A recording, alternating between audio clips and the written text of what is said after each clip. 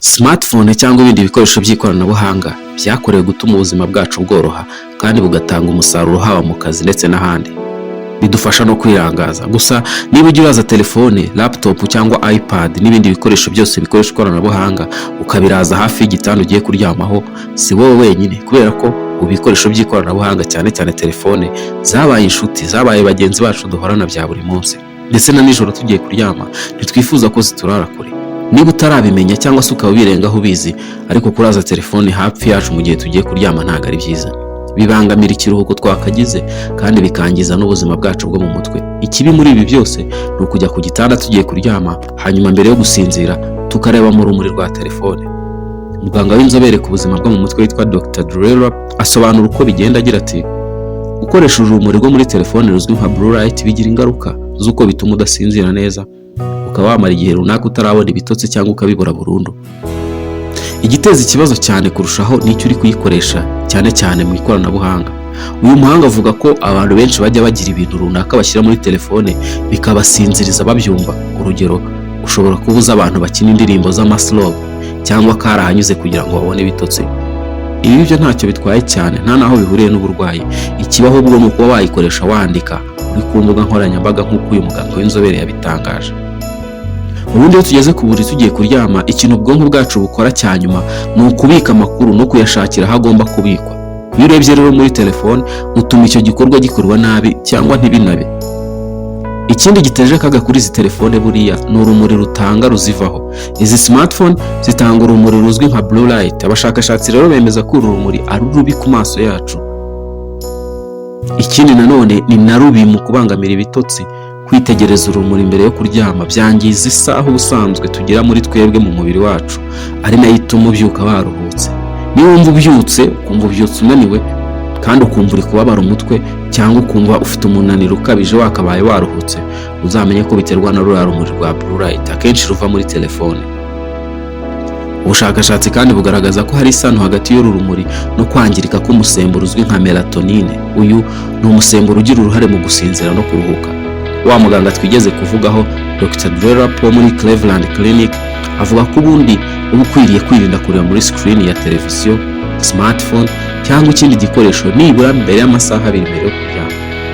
Nanone ni byiza gushyiraho isaha idahindagurika yo kuryamiraho kuko bifasha umubiri kumenyera. Si ngombwa ko buri message yose, post cyangwa korije burya uyirebaho cyangwa ngo uyitabe mbere yo kuryama. Icyambere ni ubuzima bwawe, cyane ko kubura ibitotsi burundu bitarenza burya iminsi 11 udasinzira ngo ukiriho. Byumvikanisha ko gusinzira ari kimwe mu bigize cyane cyane ubuzima bwacu. Iyo urengeje iyo minsi uhita upfa. Iyi yari Tech Awareness, naho twe turi The Fixers.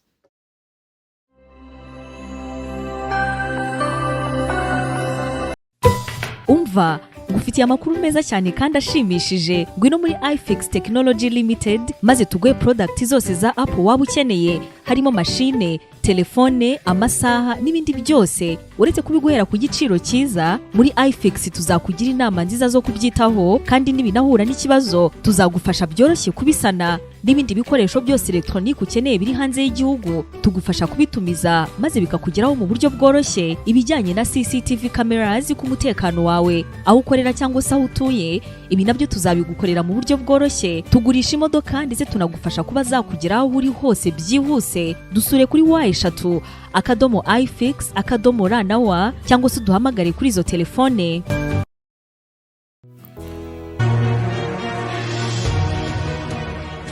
Kampani ya iFix ni kampani imaze igihe kirenga imyaka 10 ifasha abanyarwanda ndetse n'abanyamahanga mu kubahereza ibikoresho bijyanye na Apple, harimo MacBooks, telefone ndetse n'ibindi bikoresho bya electronics, harimo kuzikora ndetse no kuzicuruza.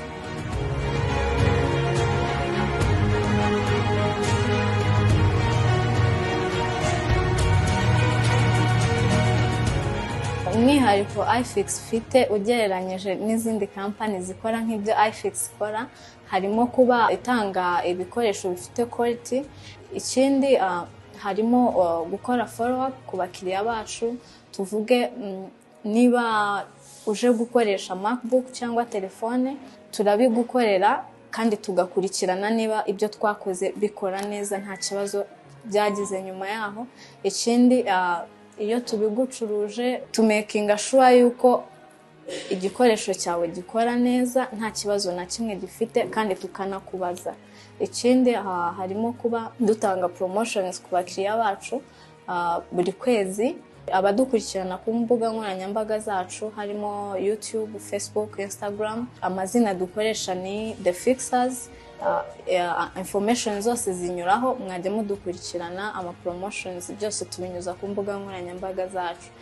Ikindi harimo kuba ibikoresho uzanye niba uje gukoresha biba biri safe, kubera ko hari ama forms tuguhereza ukuzuza iyo uzanye ikintu. Ni nka agreements tugirana kugira ngo nuza tuzamenye niba ari wowe kuko twahanye icyo gikoresho, nawe ubwawe uri safe yuko igikoresho cyawe uzakibona kandi no mu gihe gikwiriye. Ikindi tutanga na garanti. Niba tugucuruje MacBook iyo ari nshyashya tuguhereza warranty ingana n'igihe cy'imyaka 2. Iyo iri used tukaguhereza warranty ingana n'umwaka umwe.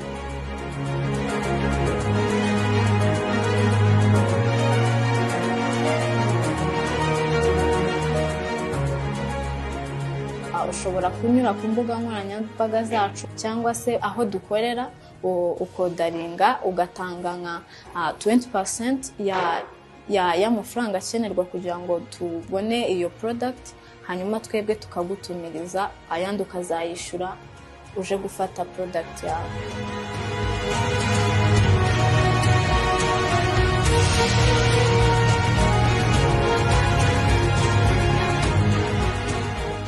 iFix dukorera mu mujyi ahegeranye na Simba ku nyubako ya TCB kuri ground floor ku muryango wa 024. Dukora guhera kuwa mbere kugeza kuwa gatandatu. Ku bijyanye n'amasaha dukora guhera saa 2 za mu gitondo kugeza saa 1 z'umugoroba.